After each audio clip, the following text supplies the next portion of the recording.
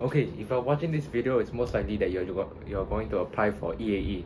Now, this is going to be unfiltered and it's going to be unedited. So if you really want to get through the entire video, you have to have the attention to do so, because everything in this video is just going to add a lot of value. If you're just going to skip, you're not going to fully understand, and you're not going to fully understand the process of actually going through with your EAE application. So without further ado, I'll just start.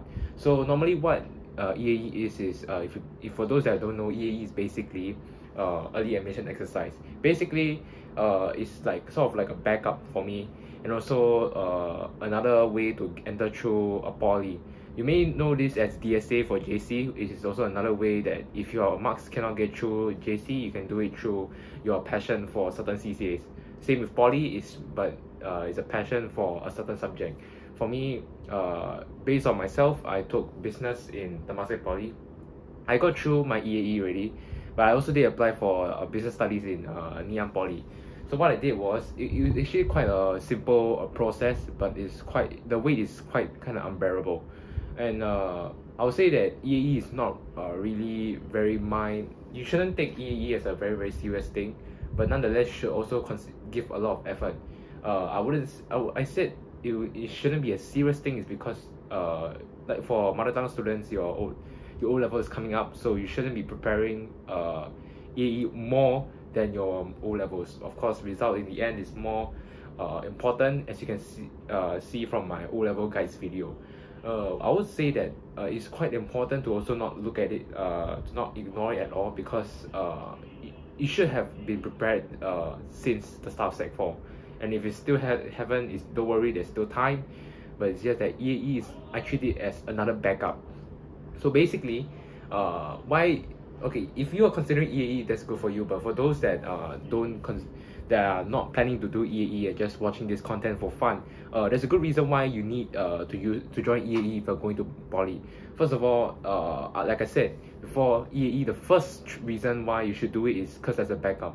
So let's say if your results, let's say if you want to reach to a certain point, like let's say Ngee Business Studies, it gets around there, should be about like 8 points to get in, which is quite a very hard thing, because not only you have to get a lot of distinction for a certain subject, and then your English has to be really, really very good in order to get into business studies for Ngee.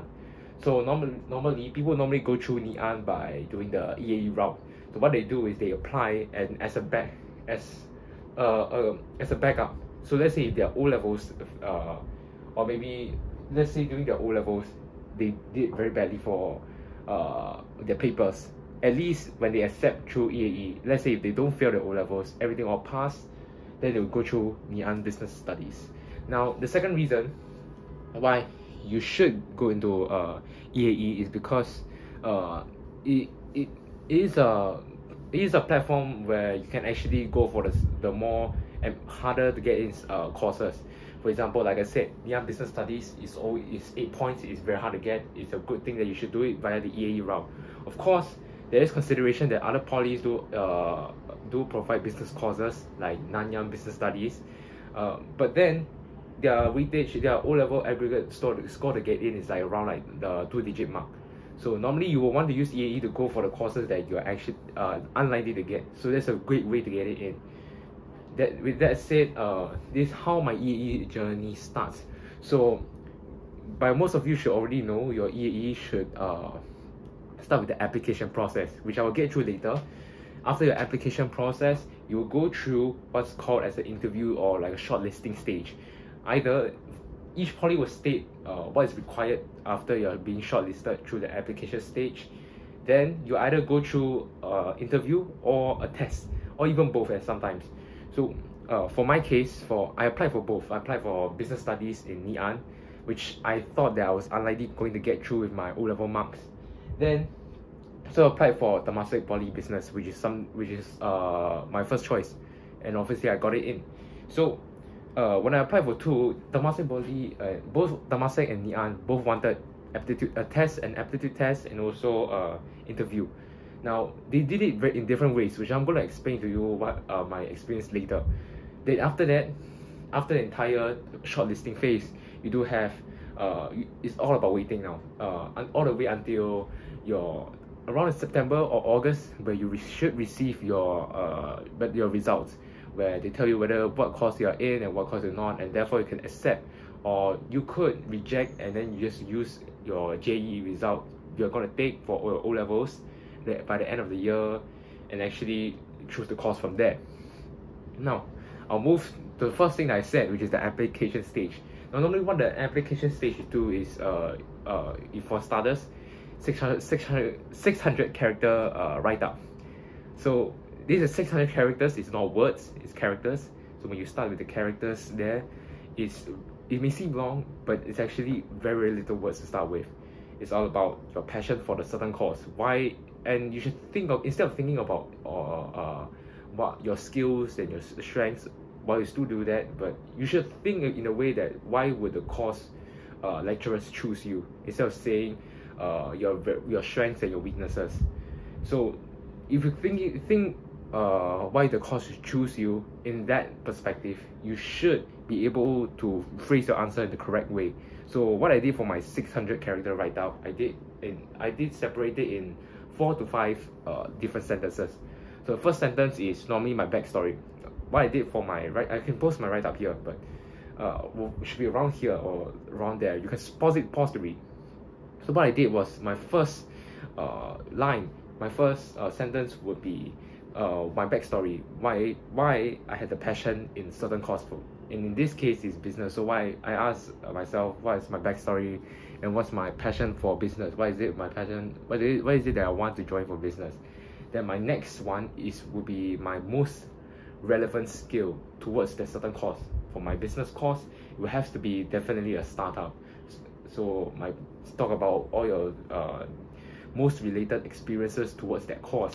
Then your third one would normally be your leadership roles or maybe your service learning.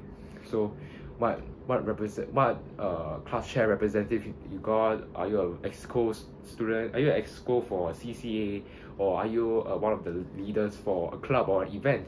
That could contribute to your chances of getting accepted as well. Another thing would be also, other than that, your fourth line could be something you want, but it's something that it talks about your values, something you truly value.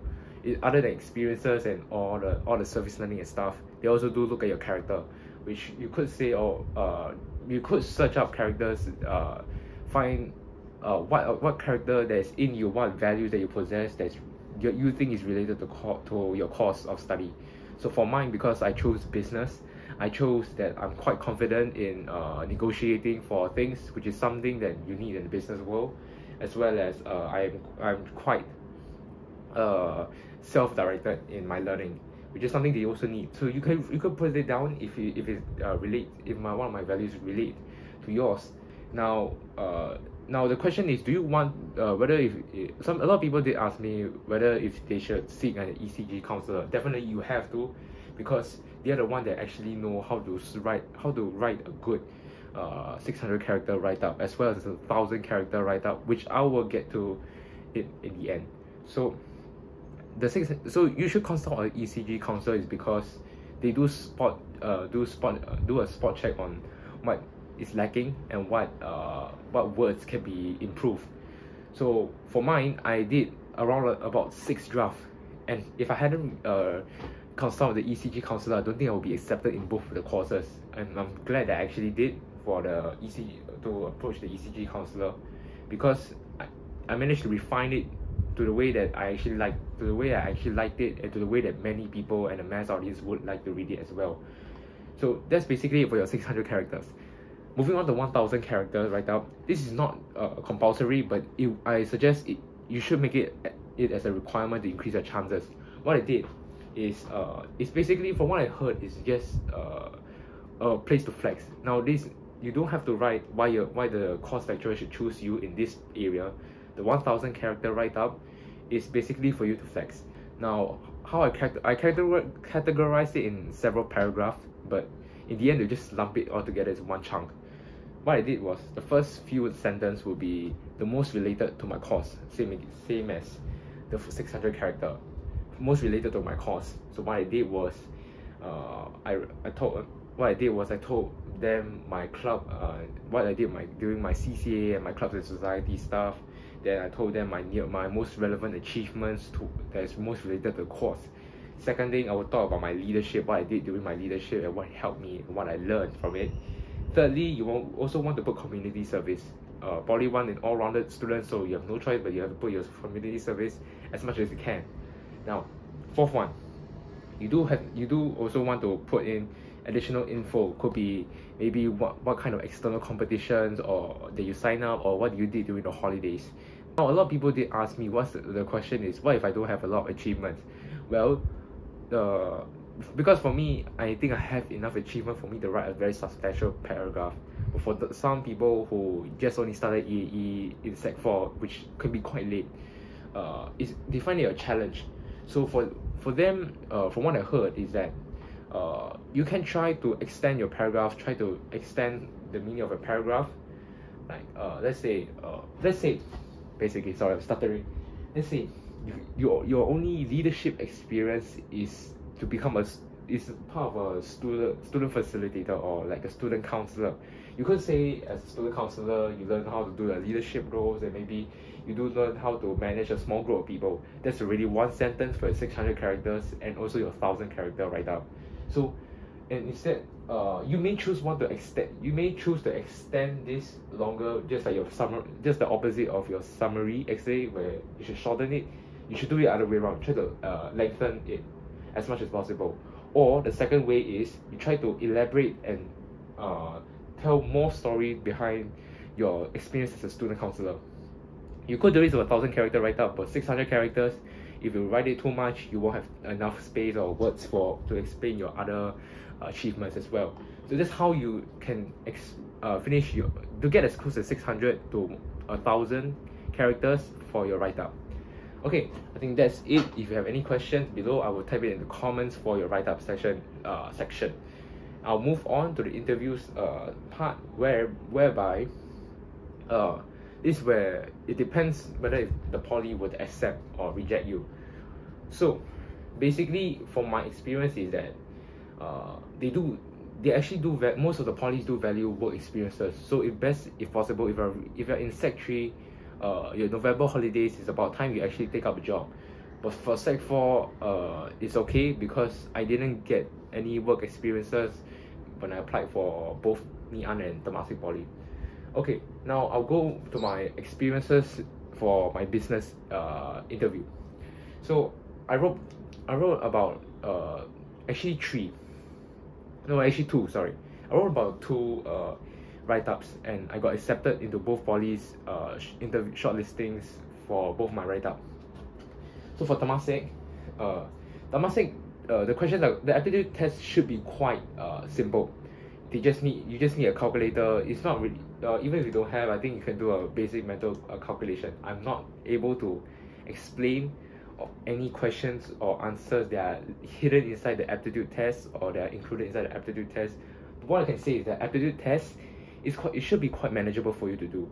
It's not very challenging, so you don't have to spend days to memorize, do anything.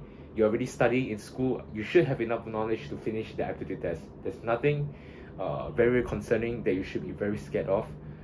Just pay attention to each of the characters. Just pay attention to the aptitude test and treat it as if like a regular exam.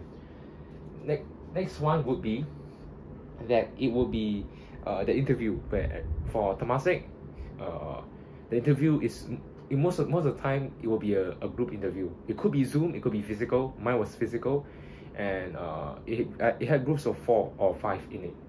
So a group interview for Temasek is very different from Ngee Ann. Temasek emphasizes more of your characters and your values, and also a little bit of your passion for the course.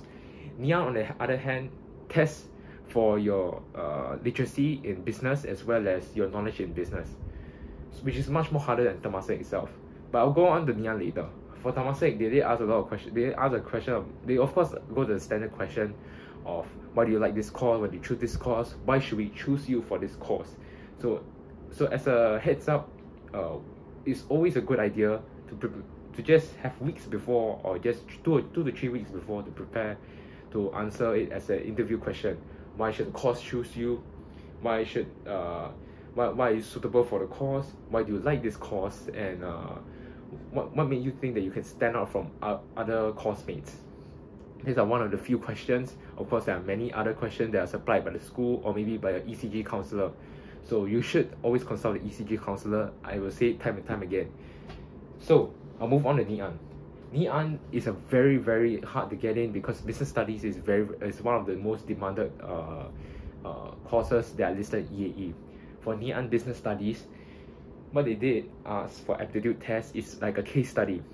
So you have to write about 100 words of your thoughts on certain political situation or certain economical situation. For my kind, they gave a case study about Johnson & Johnson, and also, but I won't get into much detail. It's like an exam, I shouldn't leak any information. But each students, they are broken into several groups and by day. So just like a regular oral, they give different topics about each company and around different topics, including from sustainability to economic crisis, and how ethical is the work, how ethical is what's the ethical condition or like the ethical motive around the world. I'm very bad at English. So basically, but you get what I mean. They have different topics for you to for them to choose. It's just like oral, the same thing as for your exam. Now, luckily mine was okay, but I heard that others was quite hard, but mine was quite suitable. So it's really luck. There's nothing you can do. The only thing that you can do is to treat it as your social studies paper, like your social studies papers like section B, where the examiner will come up with different types of topic, or you should treat it as your oral exam but in written format. That's the aptitude test, and that's the first part.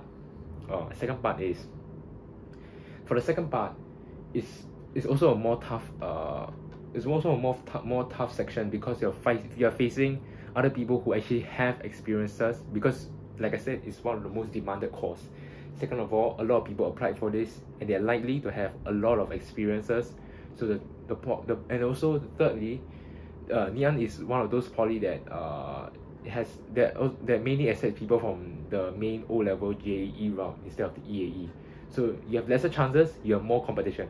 That's the main thing, is why it's so hard to get in through the EAE course for NIAN. Nonetheless, you shouldn't give up, because if you get in, it's an achievement. It's a very good achievement that is to be placed in your own history books. Now, for NIAN interview, right?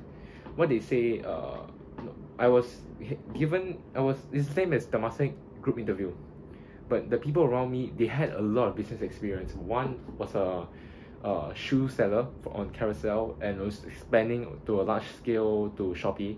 The other one has family connections as the distributor of a famous company. So I'm basically going against people with good family connections or had very strong business experiences. Many of them especially. So it's going to be very hard, but it's not impossible. So what they ask is also an extension to your topic. For example, for my case, they talk about sustainability. So if you face it, so for your aptitude test, if your case study let's say if a case study talk about like sustainability, it's more than likely that your interview will consist around the topic on sustainability. So you should be prepared to answer the question around the topic of sustainability. It could be different, it could be the same, they could branch out to other topics. Nonetheless, you should get prepared. A good tip that I can give you is to always stay calm. You should always stay calm, because it's mostly the best way for you to think rationally. Now, in this case, for NIAN Poly, I would suggest you go as a second person or third person instead of going the first.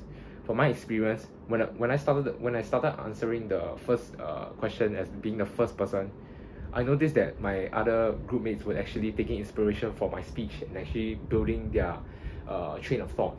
So luckily I thought fast enough. So a good idea is that you should actually be the second and third person, so at least you can gain inspiration from other people, and also it gives you more time to think. So for me, after my first question, the subsequent questions that I answer, I tend to be the third or the second person, because it gave me more time to actually think. And this is important because in my case, the last question was one of the most hardest questions to answer. So I'm glad that some people managed to answer it in front of me. Some in my place as the first and second person, I managed to have enough time to answer and give a full paragraph with examples. I don't know if I get accepted because I put Temasek Poly as my first choice, but I think I should be able to get it. Nonetheless, you should put in your effort. Overall, for this shortlisting stage, there are 3 tips I can give you. Number 1 is always stay calm. The main thing is if you're panicking, or if you're very anxious, you're not gonna think straight. You're not gonna think properly, and you're just gonna have a brain fog. So stay calm. You're always gonna be rational. So you're just gonna analytically and statistically think with and even if you don't know the question, just give a smart guess. And the main important thing is just stay calm, and it'll help you to make a smart guess. Second of all, like I said during the interview, always be the second or third person. You have the time advantage because you have more time to think. You also have the ability to take inspiration from other people's responses. So it gives you more idea, more time to think. You're in a better position. Why didn't I ask you to become the 4th person? Because there's also I think there are a lot of studies on the internet that the attention of the lecturers will slowly diminish, or like they won't pay much attention if you are answering as the 4th or the last person. So it's also better. So the second person or the third person that answers is always the sweet spot, because they are still going to pay attention to you. So they benefit. You benefit a lot, and you also have more time to think and more resources to also think through and piece your answers. So this is the second tip. The third tip is actually to hydrate yourself, to actually sleep early. That's the main thing for all exams, main thing for everything. Sleep early, because you're less because if you're going to be sleep deprived, you don't have time to think of answers. Interview questions, they're going to come in quick, and you have to think quick. You have to think on your toes, and you have to think quick, because once the first few respondents finish their lines, it's up to you already. And if you're the last, like I said in tip number 2, the lecturer is not going to pay much attention to what you're going to say. And unless there's an exception, if you're the last person, you have a very, very huge task of trying to stand out. It could be a longer and more detailed explanation, but in the case of Ngee-Ann, it's less likely that you're going to do it. So I reckon they should be the second or third, just like in my second tip. And my third tip is, and with my current tip, is to actually be primed up, to try to get as many, try to be as focused as you can, and try to sleep earlier, so you are more primed up in the condition to actually handle the interview questions. Now, where I left off, it's okay. So that should be it. Your interview stuff. For mine, I think I did a better job in Ngee-Ann than in Temasek Poly, because I feel like it's more challenging for Ngee-Ann. It makes me more competitive. Now, after your shortlisting stage and your application stage, it is a very long wait. It can be as long as 1 month, because it needs time for the second round of applicants to do their interview as well. I got in the first round, but those that didn't got in, some of them got in the second round. But nonetheless, you should be, if you're going through the interview stage, then you should be fine with waiting for your EAE results stage, which is around like September or August. At that stage, there's nothing much you can do. Just focus on your school life, and don't let it demotivate you. That's the best thing that I could say. My O-level guide, you have to stay focused.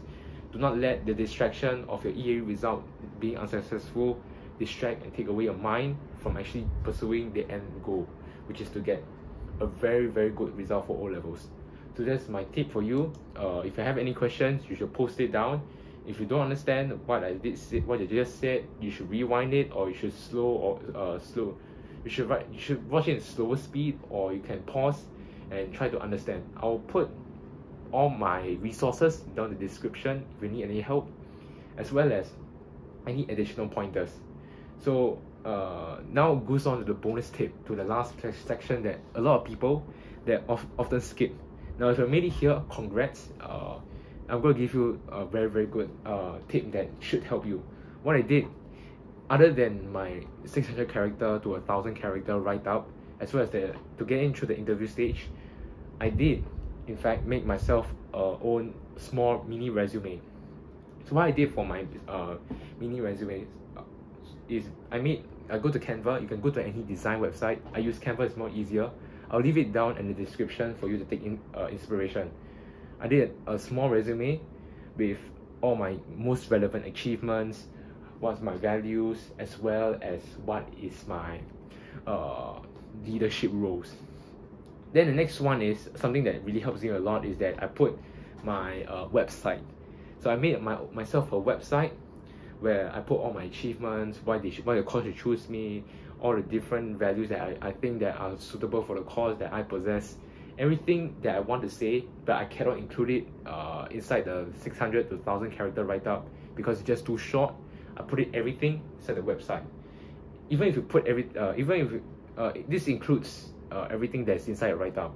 So I put everything that I know essentially inside the website. So I will also leave the link in the description below. It should be enough for you to actually get a good start for EAE. And if you're applying for EAE this year or whatever year it is, I wish you all the best and good luck for your O-levels and your examination. Thank you.